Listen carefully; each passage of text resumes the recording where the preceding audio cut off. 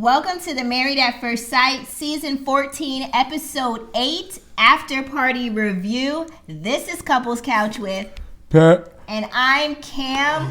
Let's get into this week's after party. Jesus Christmas. Can we get through the episode before you start trying to get back to bed? This is the after party. This is what after party looks like after 35 years old. Yeah.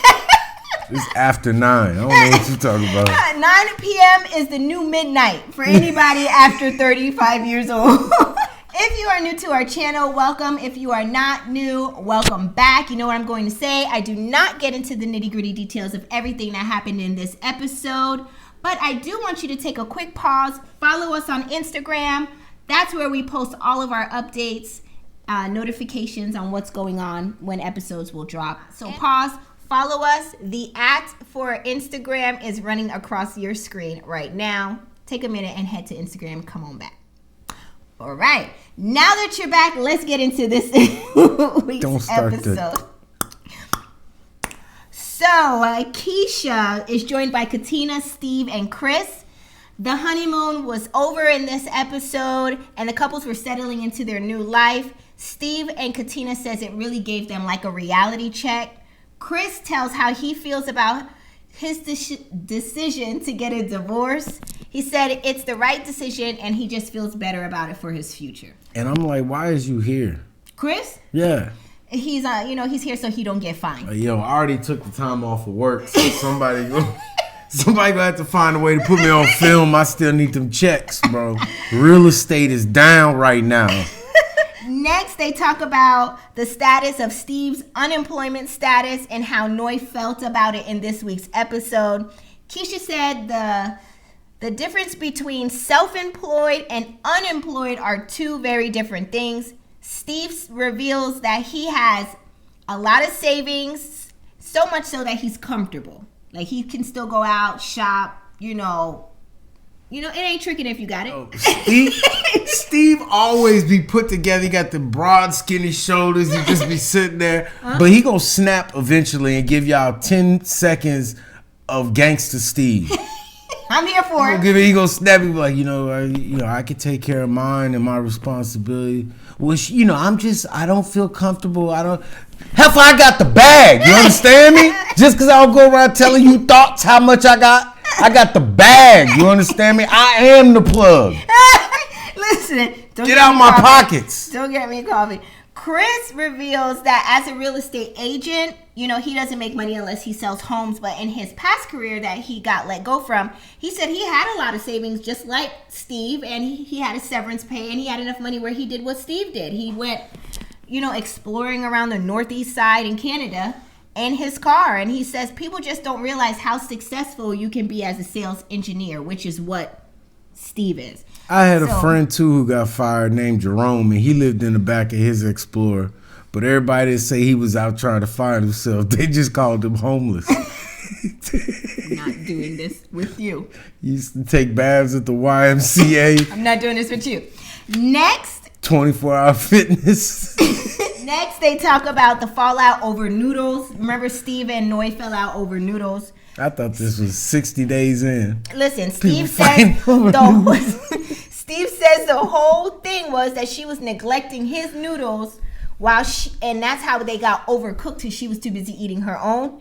Keisha said, do you really think it's about the noodles or is it about something else? Like, is it because you didn't have no job? And he was like, well, she didn't mention it in the moment. Maybe it could have been a build-up because of that, but in that moment, I was just like, my noodles were overcooked, and she took it to the next level. I don't know what it's like at y'all's house, but in this house, if a noodle goes neglected, sounds like Jesus said we're supposed to have takeout. It's a sign. Alyssa, where your psychic at? Next, they talk about Katina and her friend talking about O and the fact that Katina is the first black girl that he seriously dated. Katina says her friend talks too much to start with. O told her that yes, he messed around with other black women before. He just never been in a relationship with a black woman. Similar to what you said in episode 8 review, right? What's it? You said that you have had some goings-ons with, but you never had a full-blown relationship Yeah, in your history of it'd be the same with if, a black woman. It'd be the same if the dude you dated before you just so happened to be bald or going bald. Like, it just happened. I didn't go out looking for a bald dude.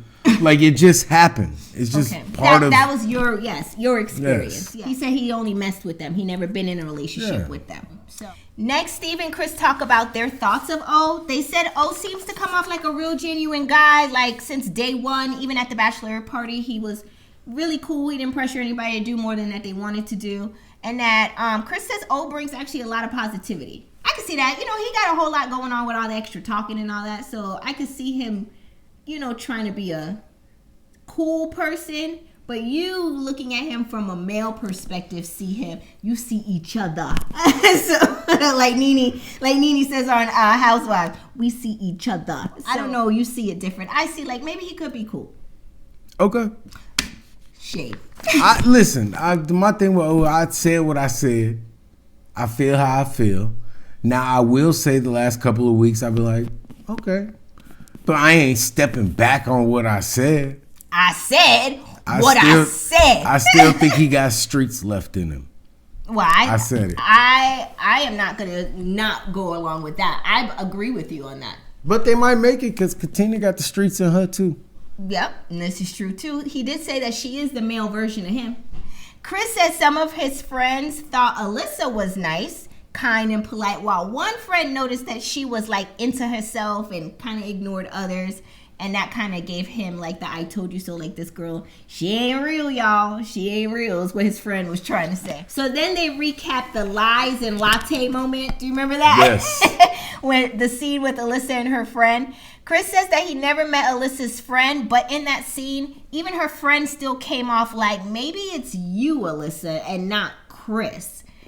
Chris says Alyssa feels like she tried very hard, but she tried very hard at the wrong thing. Like, she tried very hard for the experience. She didn't try hard in the marriage. She tried hard to disrespect and belittle that man. That's what she tried to do. That's the only try I saw. True. She went ahead and asked him, have you talked to Alyssa, you know, since the experience? Why in the hell would I talk to that? He said short answer, no. He said he did get her phone number, and they text a total of 5 times. You literally can see it all on one screen, the amount of texting. Why you do me like that on TV? Because I'm in your bushes. Be out there then. Yeah, I got 2 brothers just waiting. Yeah, okay. And what? Texting aggressive. Oh, that's my text message, Patrick. And what you gonna do then? I'm out these streets too. I'm just trying to tell you, I'm locked out front. Oh. And I tripped in the bushes. Can you open the door? Okay, I'm about to unlock the ring. Yeah. The Chronicles of Married to a Gangster. Hey. Don't you focus on beating up that beat because you're off.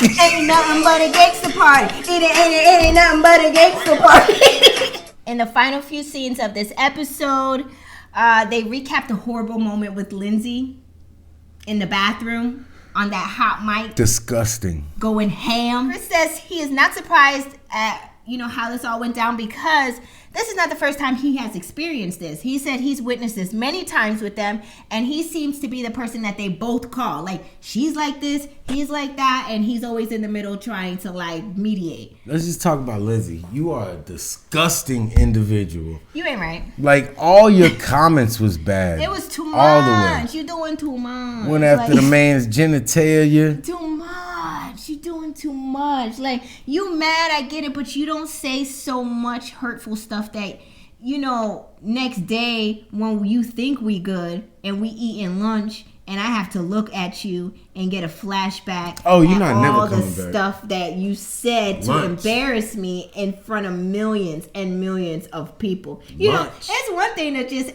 get crazy behind closed doors when nobody can see, and then you be like, yo, you don't know how to act. But you don't know how to act for real in front of people. Like, you acting up in front of company. Her comments just give you insight into the mindset she has. Of who she is. Like, she thinks she's better because she lives in an area. In a better area. Which already makes you...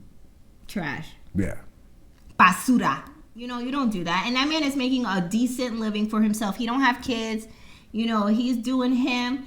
He was like, you acted like you found him on the street somewhere. I got in a hazmat suit for him. You probably bought them. You probably had them. That was your extra self buying them. Like, right, and you didn't have to. He would have sorted out his situation had you not been involved one way or the other. But you don't have to clown him and down him for it when you're angry, because then that means that's how you always felt about the situation. Right. I didn't like that. So lastly, Steve and Katina recap their good times with their spouses and mentioned that they do have good times, even though it's not always highlighted on the show. Chris says he doesn't know if he'll ever get married at first sight again, but this experience, you know, through answering all the questions and doing everything he had to do to be on the show, provided him with the opportunity to know more about himself, which he is thankful for. And that was the end of episode 8, The After Party. That's it. Be sure to drop your comments in the comment section below. We would love to hear from you. Also, be sure to hit like and subscribe to support our channel. We are so thankful that you are watching, and we will see you in the next video. Deuces. Bye, everybody.